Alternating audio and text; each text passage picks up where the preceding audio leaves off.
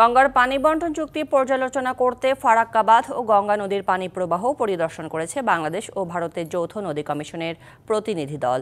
মঙ্গলবার একটি লঞ্চে দুই দেশের প্রতিনিধি দল পশ্চিমবঙ্গের মুর্শিদাবাদ জেলার ফারাক্কায় গঙ্গা নদীতে ভারত বাংলাদেশ জয়েন্ট অবজারভেশন সাইটে গিয়ে পানি প্রবাহের বিষয়টি খতিয়ে দেখে। এ সময় জেআরসিবি সদস্য মোহাম্মদ আবুল হোসেন জানান, গত জানুয়ারি মাসে পানির প্রবাহ ভালো ছিল, কিন্তু ফেব্রুয়ারিতে তা একটু কমেছে।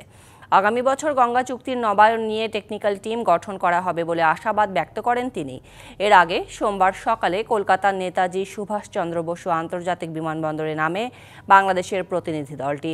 গঙ্গা নদী পরিদর্শনের পর 5 মার্চ ফারাক্কা থেকে দুই দেশের প্রতিনিধি দল কলকাতায় ফিরবে।